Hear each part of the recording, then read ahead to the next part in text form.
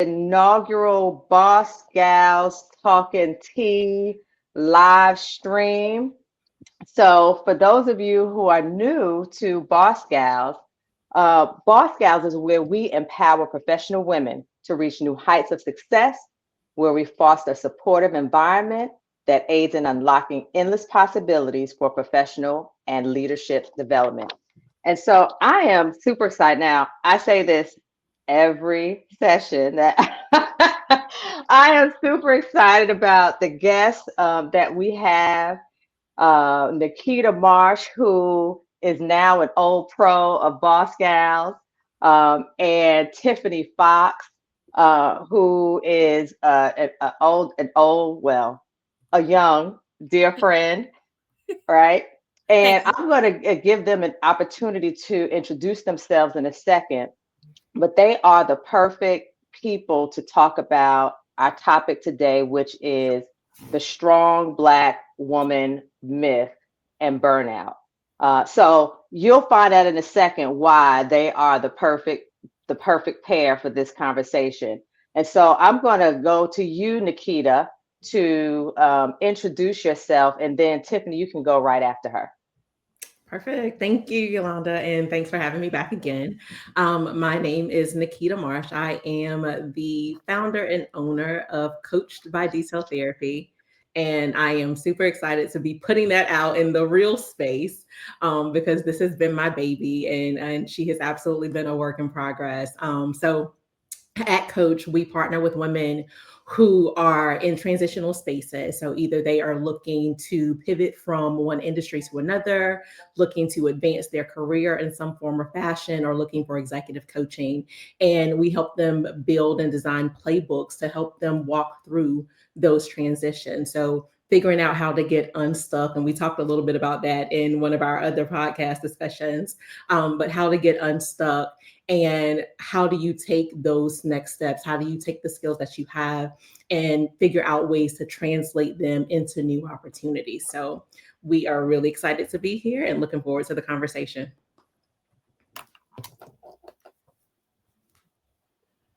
All right, Tiffany. Hello, everyone. I'm Tiffany Fox. I am your healing coach. I'm a mental health life coach, as well as the CEO of TFI or Tiffany Fox Inc., which is my coaching and consulting firm. I am purposed to curate and create safe spaces to teach people how to show up for themselves, get out of survival mode, and start their healing journey. So that is my for-profit. And then I'm also here representing my nonprofit, which is Peace of Hope Foundation. And that is local here in Greensboro, North Carolina. And we do all things mental health. Our focus is mental health awareness, treatment, as well as education. All right, all right. So I hope you all understand now why these boss gals are the ones for this conversation. Now, I want to encourage you all to, as you're, watching this episode, to post comments. We will be looking at the comments throughout the episode, and so we're going to go ahead and dive right in. So, when we were prepping for the session, one of the things that I asked, really both Nikita and Tiffany was, what came to your mind? And I want you all to answer it now. What came to your mind when I presented this topic to you about the strong Black woman myth and burnout? And what was it that you wanted to make sure that, that people knew about this topic, or what you thought about this topic? So we can start with you, Tiffany. For me, I was like, finally, right? Finally, we are having the conversation. So I was excited about the topic, and I was very honored that you asked me to be a part of this much needed conversation. We finally get to talk about the weight that we have been conditioned to carry. And we can talk about that and flesh that out tonight and just talk about really practically how that looks for us. So I was super excited. And Nikita? I think for me, I kind of read it as a question, right? The strong Black woman myth, like, is it a myth? And I guess my original thought was absolutely, right? Like, we have sold this concept that we have to be strong. We have to be strong all day, every day. We don't ever get a break from it. And nothing could be further from the truth. And the fact that, you know, we don't have to, we're not in position and in places where we now have to still continue to carry everything. I think each of us has an opportunity to look at our resources and figure out ways to, you know, pull in resources to help us lift the load. And there are opportunities for us to figure out what that looks like, you know, on a day-to-day basis for us. So my first thought was that, yeah, it's a myth. There's no truth to it. And so okay, so it's a myth, right? So where exactly where did it come from? What's the origin of this myth? I think it came from survival first. So if we go back to slavery, and all the things we had to endure and we had to survive, and somewhere along the line, it became our identity. So it went from a survival tactic to get through the tough times, get through the crisis. But here lately, it has become our identity, us holding, you know, that title of strong Black. So women, unpack that a little bit more. What when you say it's become our identity, unpack that a little bit more. Subconsciously, we feel like we have to be the strong Black woman. We have to be strong. We have to do all the things for all the people, be all the things for all the people. And so it has become a part of who we are versus a moment in time of us just surviving a crisis. So now we have what I call the superwoman cape, right? So now we have this cape that says, if I cry, I'm weak. If I ask for help, I'm weak. I am supposed to carry this. This is who I am. This is my identity. And so we have got to dispel that. And that's why it becomes a myth, because that's not who we are. Well, you know, and I think just to kind of piggyback on that, I think if we go back, and Tiffany touched on it, but I think if we break down and go back to what slavery did to our communities, what it did to our families, right? So much of our structure was broken. And not only was it broken, like we were ripped apart, right? And so you ended up in this position where you felt alone. You know, I think as women, we built community within the women in these circles that we had, but generationally and as time has continued to progress, I think we've even gotten further away from that, right? Because we have this own, you know, I'm gonna drink water and mind my business concepts. But that results in us, you know, separating ourselves and especially and you know, I can speak for me at 40 plus years old, you know, everybody has their family, everybody's doing their thing. And sometimes it just feels like a lot. You know I have a lot going on. I don't want to put that on somebody else. So I don't ask. Right. And that whole concept of I just have to figure it out by myself. We've taken it on as a mantle. Mm-hmm. Right. We found like confidence in the fact that, well, I can do it all by myself, and wearing that kind of like Tiffany said, as the cape, and the cape is heavy. Yeah, and here's the crazy thing, right? We talked about it before. I'm like, okay, talking about this cape, we're talking about the strong Black woman. We know where it started, but we've been wearing this cape for so long that I don't even think we realize that we have the cape on, right? And so, you know, and so I mean, honestly, like, you know, how do you even, you know, begin taking off the cape? Well, what does that look like in real life? I think it's about self-awareness and doing a self-exam and looking in the mirror and really saying and being honest with yourself about, what am I carrying? Right? What are the stories that I tell myself? Is it hard for me to ask for help? Why is it hard for me to ask for help? What do I really feel about rest? You know, is rest lazy? You know, so we really have to examine our true thoughts and beliefs. And so I always say, you are who you are when no one is watching. Right. So those things that we tell ourselves in the dark, those things that we go in the corner, and how we speak to ourselves. How are you speaking to ourselves? And what am I compassionate with myself? So we really have to look in the mirror and say, what am I carrying? And that's how we'll identify what our cape is, just to start anyway. Nikita? I think I agree completely. And, I have a whole, I've built a whole curriculum around what's on your plate, right? And really being intentional about what that needs to look like for you, right? I think that we have, you know, taken on the concept of my plate, it always has to be a big plate and it always has to be full.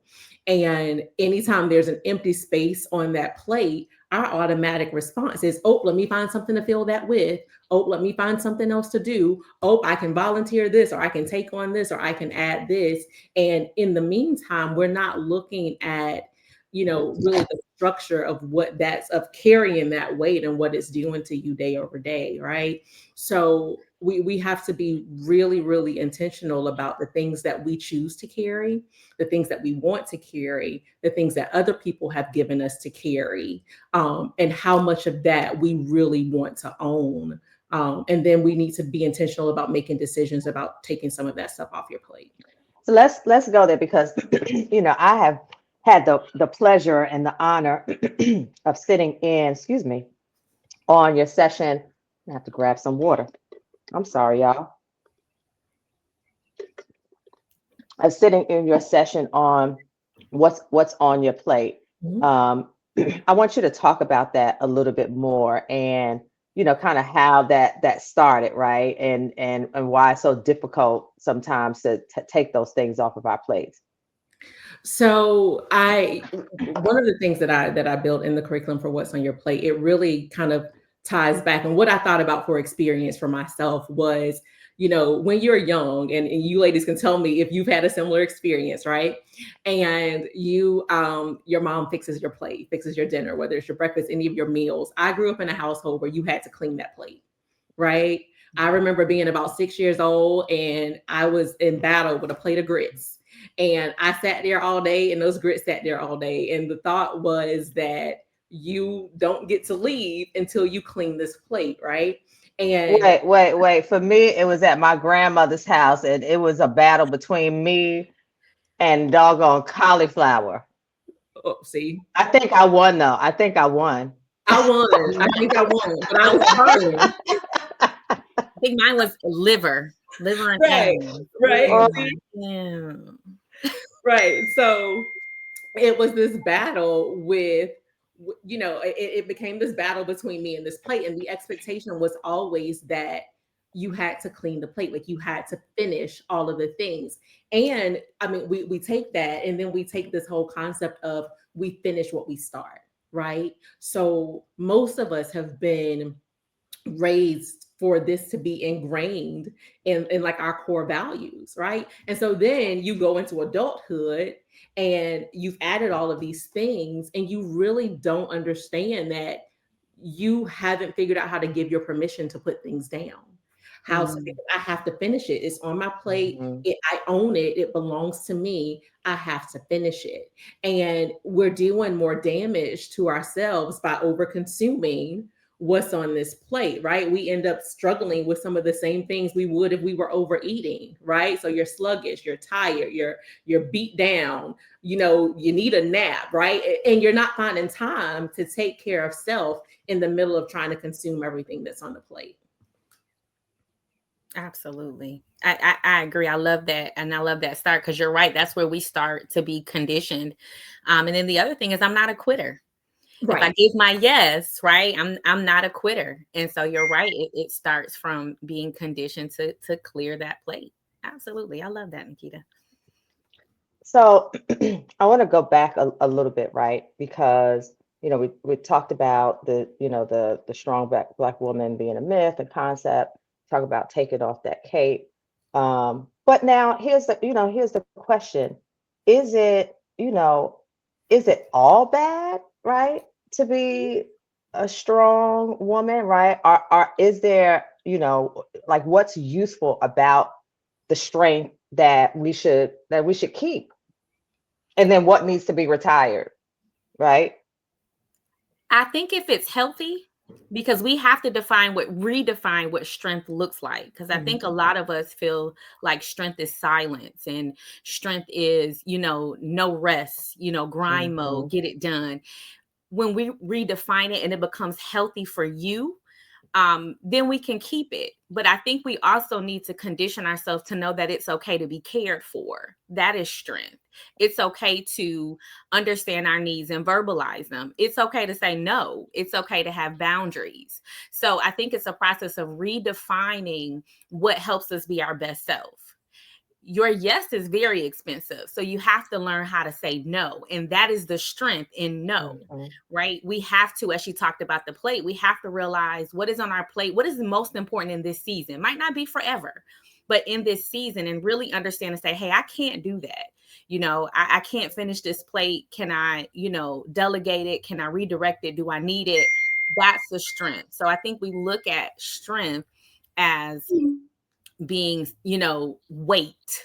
So if we can get the weight off and our load is lighter, we're healthier, we're showing up as our best self, we're enjoying, we have a peace and a joy about us, then I think that's where we can get to define what strength looks like for us. And I think the core of your question, is it a bad thing? No, absolutely not. I think the concept of the strong Black woman is why we are also, the most educated group in history, right? I think the concept of the strong Black woman is why we've been able to break so many glass ceilings, right? So I think that we've leveraged it, to build opportunity for ourselves. We've leveraged it to open doors for others so that others have opportunities, right? And so, but I think it is time, to Tiffany's point, I think it is time that we reevaluate it, right? And figure out which components of that definition work for us, like what part of it's working and what part of it's not working, right? And so it's funny because my husband always says, and this is something he got from his mom, is that you eat the fish and you leave the bones, right? So we can take components of it that are beneficial to us and leave behind the pieces that we don't need, or the pieces that aren't serving us well. And now, as you were talking, I started thinking about those, let's say, single women, right? Particularly single moms, right? Who almost have no choice but to wear that cape, right? And so we're talking about take off the cape and, set boundaries. But in reality, I mean, there are women who literally are holding it down because they have no choice. And so, what kind of practical things, right, can they do, right, to be able to take off that cape and put down that strong Black woman myth and be able to say no when they look to their left and look to their right and there's nobody else that they think that they can rely on? I think it's about community, right? I think that we have, again, and I kind of started with this, I think that we've gotten away from community. And I am I will push all day long, leverage your resources, whatever those resources look like, right? Figure out ways to leverage those resources. So if there are, service-based resources, don't shy away from those because it feels like I'm not supposed to ask for help, so I'm not supposed to access them. If it is, building relationships so that you have support that you can then share with somebody else. And so it's not just you, now it's two of us. And hey girl, if you can keep them on Friday while I go take a break, then I'll keep them on Saturday, and build those relationships and those connections. I think it's important, one, that we have them, right? Like, just even if you can't, be the person that chips in and chimes in, but just to have somebody that you can share those frustrations with and share those challenges with. Building community is major in that. And most of the time, what we see is, women who are having those experiences are struggling with having core communities. I definitely agree. Excuse me. I was a single mom for 14 years. And I think once I allowed myself and gave myself permission to have community, it helped. I think the other thing that helped me, and I'm going to give you a real practical, was that freed me, was everything doesn't need to be done on Sunday. in my head. Okay. Yes, ma'am. Everything that was, we washed the hair day, we ironed the clothes for the weekday, we're cleaning up. And I remember sitting in the middle of my floor and just crying because I'm just like, I can't do this. It's not enough hours in the day. And then somebody said, why? Who told you it had to be done on Sunday? Aha. Right. And so, That's right. so That's why right. can't I Where clean did the that come bathroom? from? Yeah. Why can't I clean the bathrooms on Monday? Mm-hmm. Why can't I clean the kitchen, on Tuesday? Why can't I spread out some of the things that I have to do? Who said it had to be on Saturday? Another freeing thing is we don't always need a 5-course meal on Sunday. Right? Oh yeah, I gave that back. I gave that one back a long time ago because not doing it. Did you eat? Right. You're not hungry anymore. So again, this standard that's in our head, and whether we saw our moms and grandmas do it, or it's in the secret handbook of the African American woman. We have these things that we believe. We have these things that we believe, and in addition to community, we have to dispel some of that stuff. Mm-hmm. We have to really address some of the lies. And when we say it out loud, it sounds ridiculous, but all of us here were like, yeah, that Sunday rule. Yeah, look, let's stay there. Let's talk about some of those lies that either we've been told or we tell ourselves, right? That keep us burdened down, capacity overmaxed, right? Feeling like we can't ask for help. What are some of those lies that we've been told to tell ourselves? I have to be perfect and it has to be perfect. Right? So much of that myth is built around perfectionism. Mm-hmm. Right? Oh, child, I've been delivered. I've been delivered. I have a whole book that helped me. It's built around perfectionism, right? So, I have to be the one to do it because otherwise nobody else is going to do it right? Or if they do it, they're not going to do it right, which means now it just caused extra work for me and I'm going to have to redo it. Yeah. So I might as well just do it. Let me do it the first time. Let me own it, right? We have not learned how to delegate. We have, and we because it's control, we want to hold on to it, right? Because then I can ensure that it's right. And right and perfect they are not synonymous. They don't have to go together. It can be, look here, my husband folds these t-shirts, they're folded, right? They still might not be the way I would do it, but they're folded and and he does a better job at putting them away than I do. So let me take that off my plate. Listen, let me let him have that, right? Because now I get that time back, right? My sister still asked me, she was like, girl, every time I talk to you, you're doing laundry.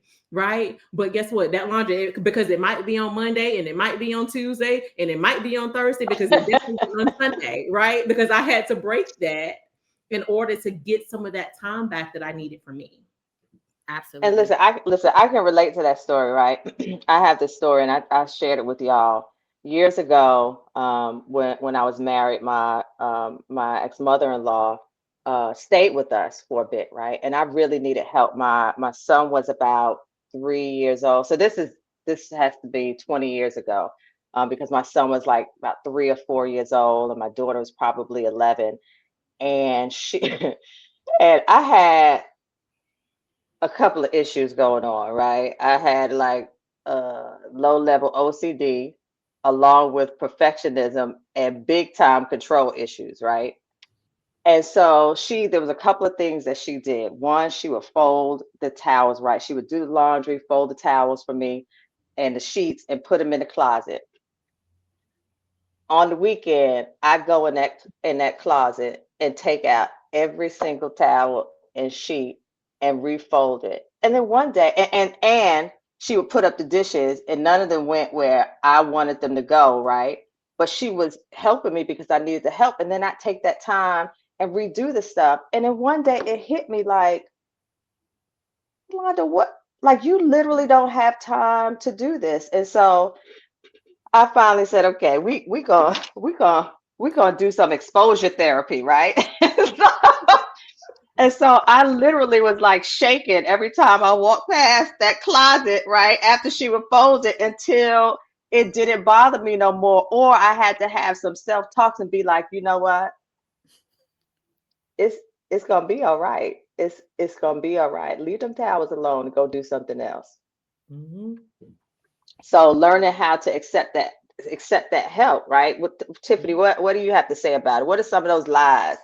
I think some of the infamous lies, especially my clients share, is one, I'm fine, right? How are you? I'm fine. I'm good. You're not, right? You're not. Again, we're conditioned to just hold it and hold the weight. I think another thing, I think Nikita said it too, was, if I don't do it, it doesn't get done. And then we have this rest is weakness and it's lazy. Hmm. We feel guilty if we sit down for 5 minutes, if we take an extra 5 minutes in the shower. We always have to be on go. It always have to be productive. And I think the last thing I think is I can't show weakness. Never let them see you sweat. Right? Mm. Being vulnerable is weak. And so I know we tell our boys, don't cry, you can't cry. But even what is the message that we send our little girls about crying and being a crybaby, or, just showing emotion, period. So I think that's some of the more common lies that we tell ourselves. I think the one thing that I will add to that, and I can say this one because it's been one that I've struggled with, is the fact that we have to be twice as good to get half as much, right? And I think that has been an innate part for a lot of us in, again, how we were raised because of societal experiences, right? And Yolanda, I remember we had this conversation one day, especially like when you're the only person in the room that looks like you, and feeling like you have to show up and you're representing the That's whole right. race, right? You're showing up for everybody, and the whole entire the weight of the race sits on your shoulders when you're the only person in the room that looks like you. And having permission, right, to not have to carry that weight, and to not feel like you have to be the representative for, what, however many millions of us there are, the 12 million of us that sit in the US, right? Like, where you don't have to carry the weight of being the representative for the race. I think we do a lot of that, specifically in professional settings. And I think it's something that we need to start to give back. All right, we're gonna shift a little bit, right? Because I heard this concept. Well, I think you told me the concept, Tiffany, that I had never heard of before, but I heard of it now. This what is it called? This girl era, right? So Yeah. so tell me about this girl era, and then I want you to talk about how it's related to this strong black woman. How so talk about this girl era and what So we can learn from it. I can't take credit for it. I got to give, my Gen Zs, after they coined the term of soft girl era. And so I think the idea of it, I think the execution is wrong. Sorry, Gen Zs, but I think the execution is wrong. But I think the idea is great. And so the soft girl era is being a passenger princess and being cared for and loved on and doted and prioritized, and you Hmm. don't have to work as hard. You can be cared for. And I love that because we don't give ourselves permission to be cared for. As black women, we don't give ourselves permission to rest. We don't give ourselves permission to be a passenger princess, or not to do anything. And so that's where that the Gen Z's coined that. Now back to this execution. Now they have like this laundry list of I can't go here on my first date, and we're not doing this. So that's the execution part. But soft girl era is I don't have to cook 5 days 7 days a week. Soft girl era is in the middle of my day, I can have a me hour, not just a me day for the month or a me day for I can start to have me hours. I can Hmm. do something to fill my cup and, bring myself joy. I can set a boundary. I can say no because I don't feel like it, not because I have an explanation for you. I can say no. So again, it's just us loving on ourselves and being gentle, have self-compassion, and teaching others how to be gentle with us. That's the other thing. We expect people to be gentle with us, but we're not gentle with ourselves. I know that's right. I'm trying to figure out. I mean, we talked about this a little bit. I'm trying to figure out, our mothers, our grandmothers, right? They were the strong Black women. We became strong Black women, and then it went like to the other extreme, right? So how do we, who are not gentle with ourselves, like begin raising the soft girls, right? Like, I I mean, is it because, and I'm really just pondering, right? Is it because, you know, like I know for me, there were things that I had to do, that then I didn't want my children to do, right? So then I took on everything, right? And my children had to do way less than they should have because I hated some of those things so much. I mean, do you think that's it? Or like, how did that happen? I think so. I think we took it on and we knew it's something about our generation that's conscious about this isn't right, but it's all we know. Right. So we're going to continue, but we're going to break it with our children because most of us worked at 12, 13, 14, mayor summer Hmm. youth programs. Well, maybe they can wait till they're 16 or, so we began to loosen the reins and, they don't have to work as hard or they don't have to get it out of the mud. What happened is we didn't execute it right. So now there's no lack, so there's no hunger. And then we created Mm. entitled children. So now this isn't just being nice to yourself. I'm owed this, right? It's not just I deserve love. You owe that to me. And so I think between the generations, we knew that as hard as grandma and mom worked, they were some hard women, right? They were some hard women. And we knew, I don't want to be as hard. I need to be resilient. Let me give, my baby girl a little bit of freedom. Hmm. And then we have, the Gen Zs. So And so how do we bridge that gap? Because I think, on the one hand, I think it's really wonderful, right, that they are free, but perhaps too free, and did we do them a disservice, right, by making it too easy for them? How do we bridge that gap? I would say conversations. We lost the communication. Mhm. We got the concept, but we didn't flush out the communication and how that was supposed to look. Is it too late? It's not too late. We need to go back and have conversations and prepare them for life in the world. We have to make them resilient. They don't have to be hard. They don't have to be conditioned. They don't have to carry the weight. But when the weight comes, I need you to be resilient and not fall apart. I need you to have, life skills and understanding, in the event you can't be a passenger princess. Because let's be honest, great grandma, great great grandma may have not ever driven a car. Right. So we Right. don't want to go all the way back there. Passenger princess, great. I need you to know how to drive a vehicle.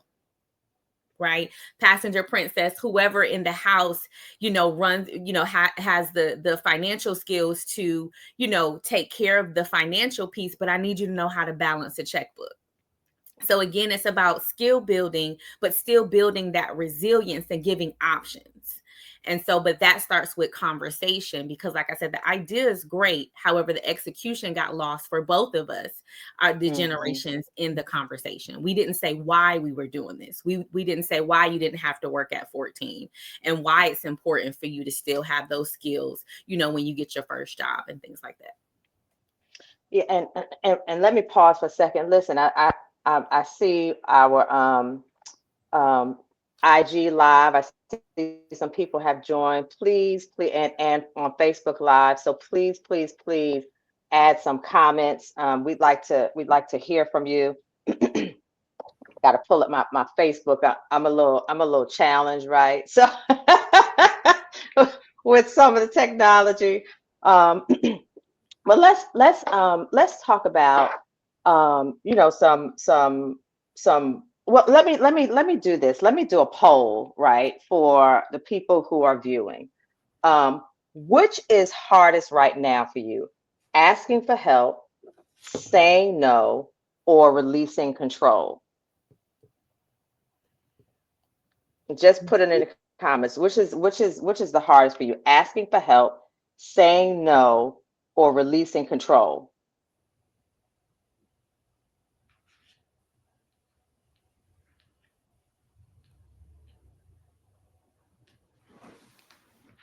So I can't see the comments on Facebook right now, but I want to address each of those things, right?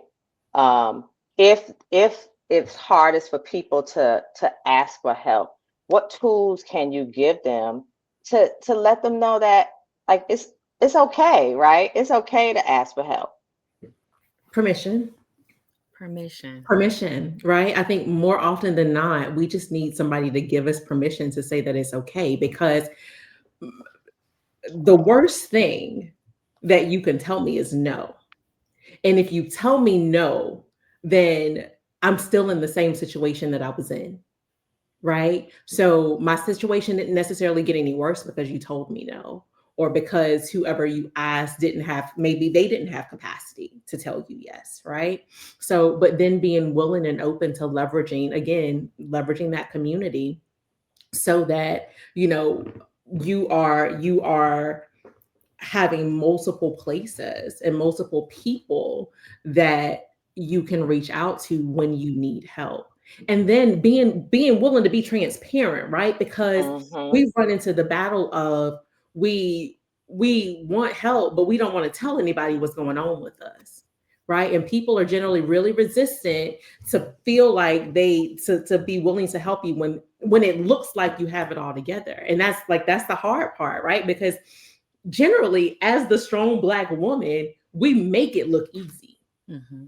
And the thing Yep. that we all know is that it's not, right? We do a really, really, like, we do too well of a job making it look easy, making it look like we have it all together.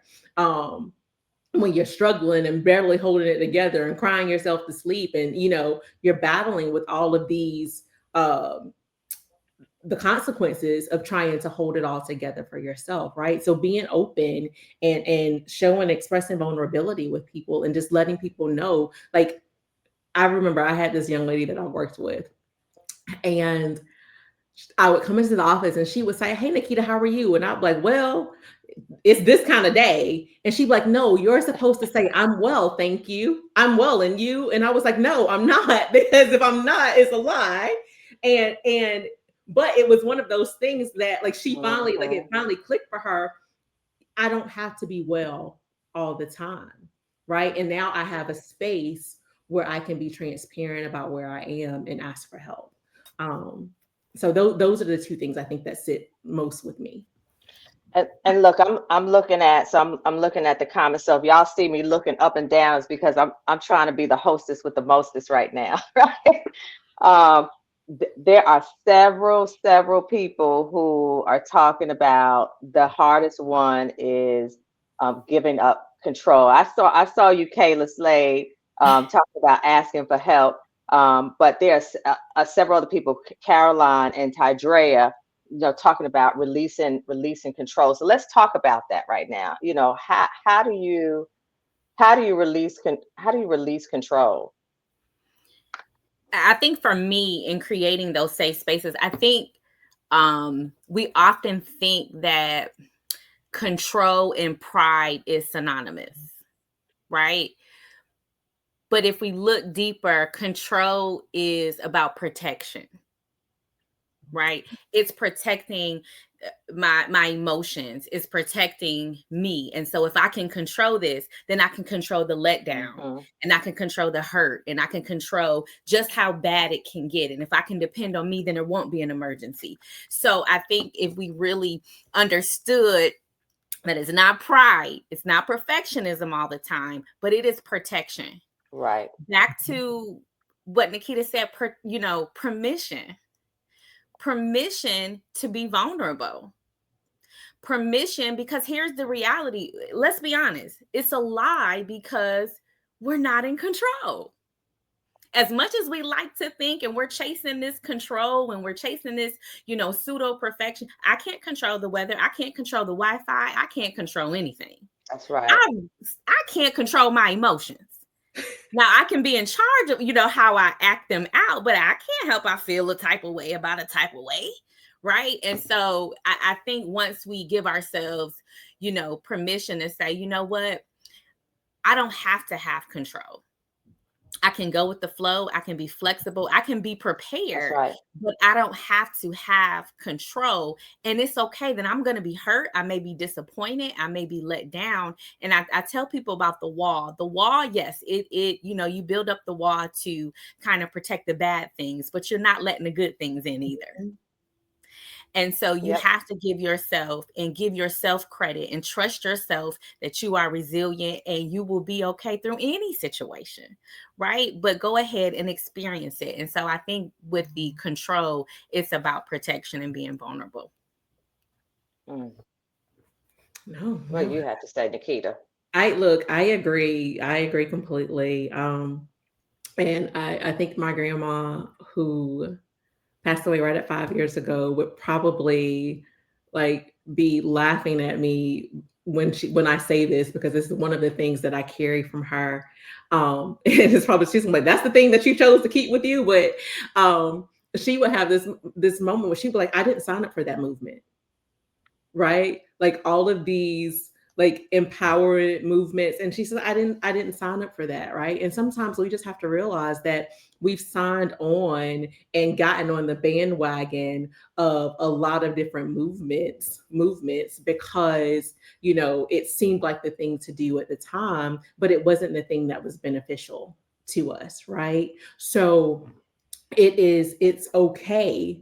It's okay to not be in control. It's okay to not know the answer. It's okay to ask for help. Right. It's so, it's okay to pivot. It's okay to do something different, right? If what's not working for you, what you're doing right now isn't working for you, figure out what works for you. Give yourself permission to figure out what works for you. And sometimes that's relinquishing control. Sometimes that's, trusting that, the people who say that they're in your corner are really in your corner. Right. I think until we give ourselves permission to do those things, we will continue to struggle with feeling like we have to do it all. Absolutely. And then I want to, because the title of this is A Strong Black Woman Myth and Burnout, right? What's the correlation? I mean, and I know we've kind of talked about it generally, but what is the correlation between holding on to this myth, not asking for help, not letting go of control, not being able to say no, and burnout? And then what are the consequences of that? Can I date myself?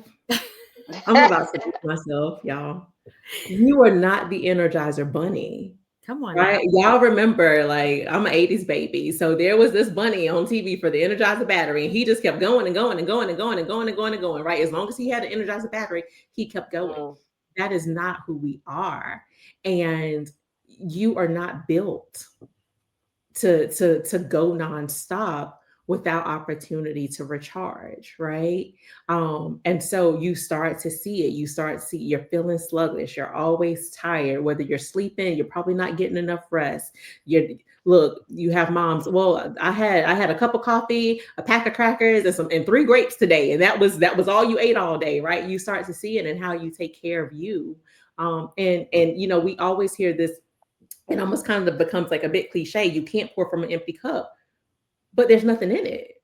And if you're not taking the time to replenish what's in that cup, to refill it, once it's dry, it's dry. There's nothing there. And you literally have nothing left to give. And nobody wants to be in that position. Absolutely. I agree. I think the obvious ones, of course, your physical health will be, at risk. But when she talks about the cup, and I'm a circle back, but the cup, even with the cup, we hear you can't pour from an empty cup, right? But what they don't tell you is it's not what's inside that's for everybody else. It's the overflow. What's inside the cup is for you. So you have to have a full cup for you. No different than you recharging your phone, your computer, all the things we recharge, or it'll just shut down on us. But the overflow is for everybody else. And I think you become burnout, you're short-tempered, you're not pleasant to be around. And I think, nobody around us is telling us the truth, but you are not fun to be around. You are irritable, you're snarky, you just and emotionally you are empty. So you cannot be fulfilled and enjoy life. You are literally in survival mode. Every day, autopilot, your representative is getting up, showing up in the world for you. And so, like I said, of course, the physical effects, the stress, the high blood pressure, the diabetes, all the things, fibromyalgia, all the things, right? Autoimmune diseases. But I think emotionally and mentally and socially, we are checked out. We are running off a to-do list, and our goal is to check everything off the box and get into bed and do it all over again. That's not living. That's not living. Absolutely not. So when we're talking about like these boundaries and no and all those kinds of things, right? How do you, begin measuring your capacity, right? Before you get to burnout, before you get to crisis mode? How do you, I mean, because I'm sure there are people who are watching who are probably like already there, right? And so let's talk about that right now. How do you start kind of backing that thing up, right? and if you oops, I didn't mean to say it that way. I mean, but it works. I mean, you answered your How do you reverse? How do you back that thing up? You back that thing up. All right, how you back that thing up? You back that thing up. And if you haven't gotten there, right, but you like right on the edge, right? How do you begin, kind of taking that self-assessment, right, to determine if you are about to reach that capacity and go over the edge? That's a great question. I think practically where I would start is I would tell, and this is what I tell, my clients, you have to check on you every day. You have to, no different than us checking Instagram, our emails, checking on mama and them, checking on the kids. Tiffany, how are you today? How are you really today? I am tired. Okay. So in my tiredness, here's the things I have to do. What can get done today? What's important? What's urgent? What can we move till tomorrow? What can we delegate? So I really have to be honest. Capacity is measuring, how you are and what you can handle. Not what you think you can handle, not what you want to handle. What do you have? How much energy do you have today? And so we really got to start, which we don't do, check on ourselves, every day to see what I have and what, also the other thing is, is this my assignment? Who told me I was supposed to do this? Was I supposed to mentor her? Was this the ministry in this season that I was supposed to be in? Did I really have to attend that chapter meeting? Did I have to be on the PTA this season? And so again, it's about alignment and assignment, but we have to really check on ourselves to know I don't have it today. I have 50%, I'm operating at 50%. I can do this and do that. I can go through a drive-through. I can get a salad for the family tonight, and I'm getting into bed. Tomorrow may be a different day, but I think practically the first step is asking you how you're doing and being honest with where you are.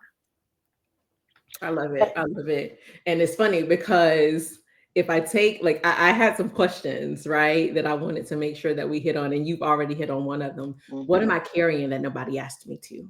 Right. So what did For example,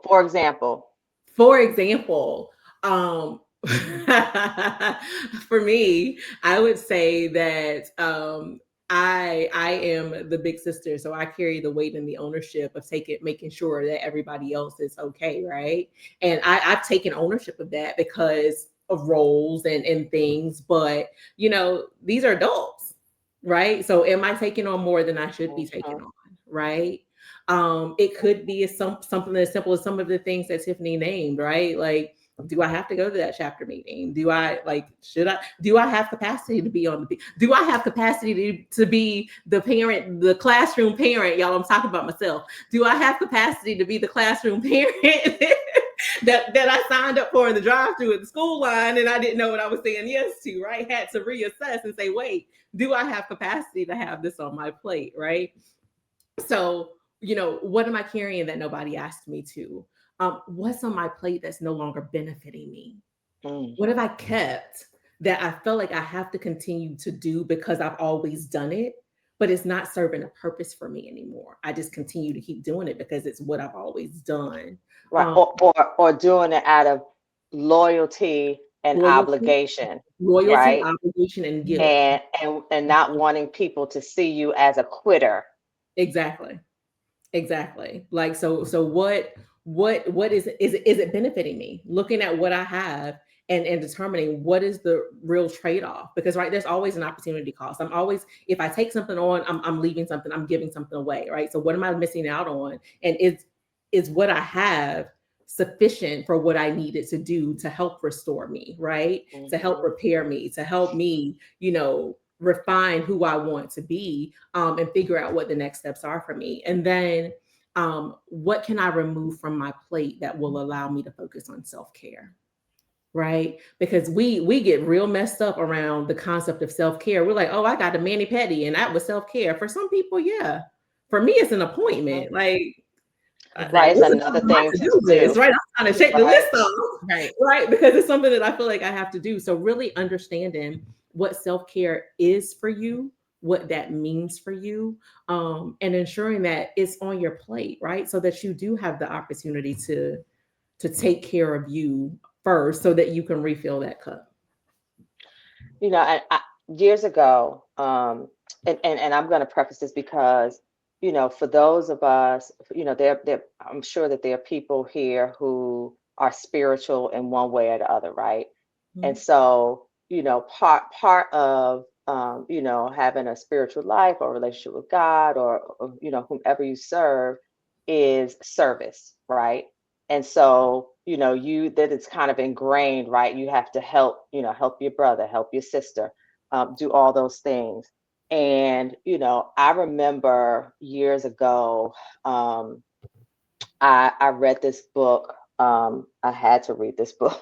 It was called Boundaries, by Henry Cloud and John Townsend, right? And when I tell you that that book delivered, because one of the other labels that we wear proudly on our back, other than like strong Black woman, is she's reliable, you can always count on her, right?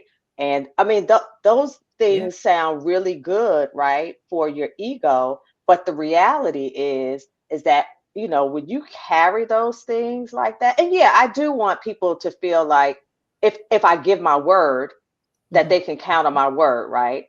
But sometimes it goes too far because we're there, always there. So I read this book and it delivered me. I'm telling you, it took a little while, but what it began, talking about is being able to say no without the guilt, right? And it put it in a perspective, a biblical perspective, right? For those of you who are like, but it has a biblical perspective about helping your brother and helping your sister, right? And that whole what was it, the Good Samaritan story, Mhm. right? It turns that whole thing on its head, right? Because when he went and got the Good Samaritan, he took him to a place and then left him there, right? So he didn't go there, take him there, serve him, do all the stuff. He just made sure that he was taken care of and somebody else did the rest, right? And so, I started putting those boundaries in my life. And let me tell you what's going to happen.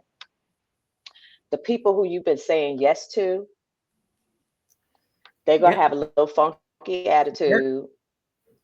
for a little while. It's all right. It's It's all right. You start putting those boundaries in place, and they'll get used to the new you, and you'll feel better, right? Mhm. You'll be better for it. Now, again, right, you have to give up that ego, you have to give up that control, you have to be able to ask for help. Like all of those things kind of work together but you can even start there, right, with being able to say no. And your yeses are only because you absolutely want to say yes, Mhm. Absolutely. Absolutely. Mhm. Absolutely. right?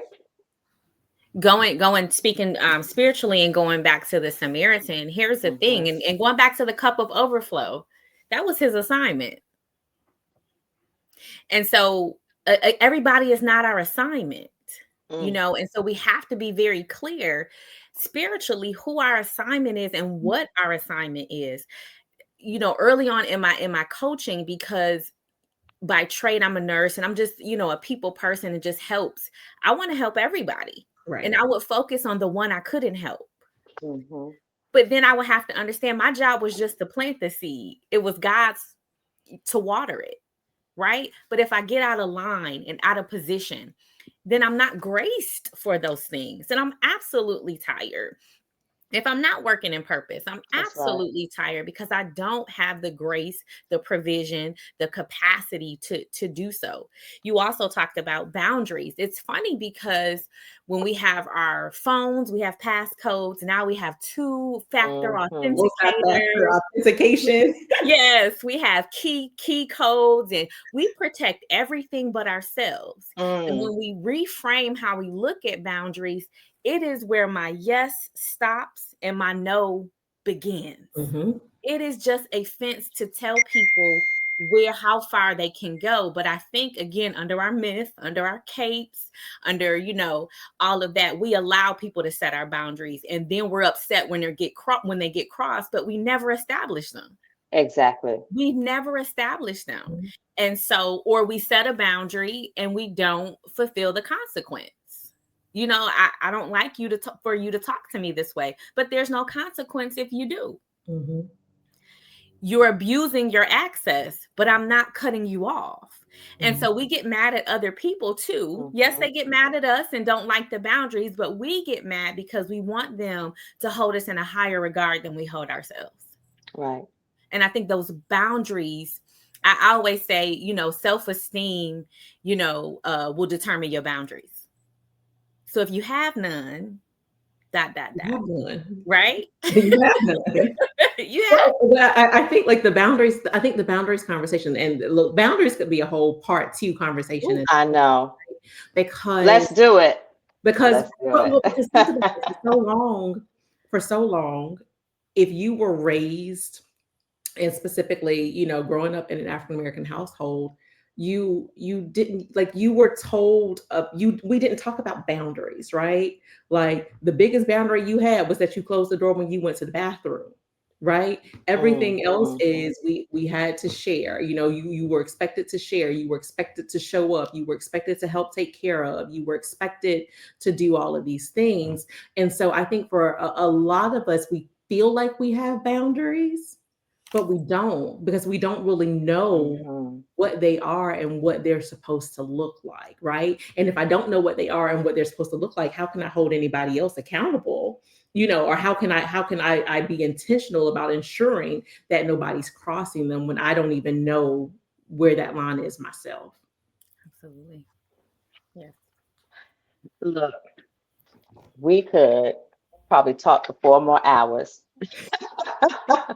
about this, but I want to take care of a couple of things before we get ready to close. So first of all, this would not be a great episode if we didn't challenge the people who are watching, right? And so I want you all who are watching to here's a challenge. I want you to put in the comments what you will take off your plate. Mm. I was going to say by Friday, but that's probably a bit aggressive. But something, right, that you need to take off your plate ASAP, right? And then you don't need to put this in there, but then I want you to think about who your accountability partner will be. So put in the comments something that you need to take off your plate ASAP.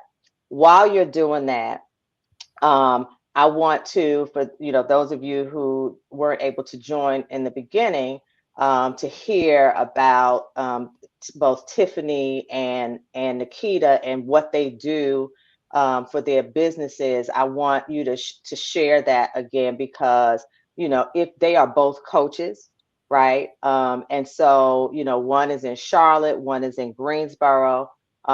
They're both online, and so Tiffany, we can start with you. I want you to talk about both your coaching business as well as Piece of Hope. Absolutely. Absolutely. So TFI is our coaching and consulting firm, and I'm a mental health life coach. I am your healing coach. And so I am purposed to help people get out of survival mode, show up for themselves, and start their healing journey. And so we do that by one-on-one coaching, group coaching. We actually have an online school. We do workshops. We actually have healing journals. And we ended this conversation with boundaries. And I do have a boundaries journal to help you start to understand and reframe how you feel about boundaries. My nonprofit also here in Greensboro is Piece of Hope Foundation. And we do all things mental health for Piece of Hope Foundation. We do education, awareness, treatment. That looks like therapy, intensive case management, life skills classes, and training programs under Piece of Hope Foundation. All right. And Nikita, if you could talk about detailed therapy. Yep. So we are coached by Detail Therapy, and our focus is really helping women pivot. So whether you are in a helping field, social workers, nurses, teachers, and you're like, hey, this isn't serving me anymore. I know I want to do something. I'm not sure what that is. Or we generally, are working with women who are looking to transition industries, right? So I'm going from one place and I want to go into something else. But we also partner with women who are entrepreneurs, women who have been out of work, maybe stay-at-home moms who are now looking to join the workforce, and helping you really take the skills that you have, identify what those are, and then translate them into new opportunities. So we offer one-on-one coaching, we offer group coaching, we offer executive coaching, and the intention is just to help you design a life that you really love and doing something that you love to do.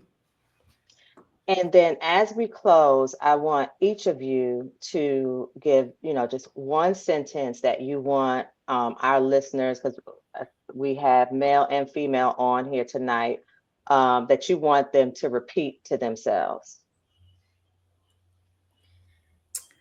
I would say that I have the ability to replenish myself so that I can restore to who I'm meant to be. And so just really focusing on how you replenish, how you fill that cup, so that you can work through the healing of restoration, right? And getting back to who you were truly meant to be. I think I would leave you with, I am allowed to put the cape down and the world won't fall apart. I'm allowed to put the cape down and the world will not fall apart. Well, ladies, listen, this has been more than I imagined. I want to encourage our viewers to go to our YouTube page, Boss Gals Talking Tea, at Boss Gals Talking Tea on YouTube. And aside from there we go. From this episode, we have I think about six other episodes and some shorts that will hopefully find something that can speak to you and help you along your journey and empower you. And until next time, thank you for joining us, and please subscribe and tune in the next time we go live.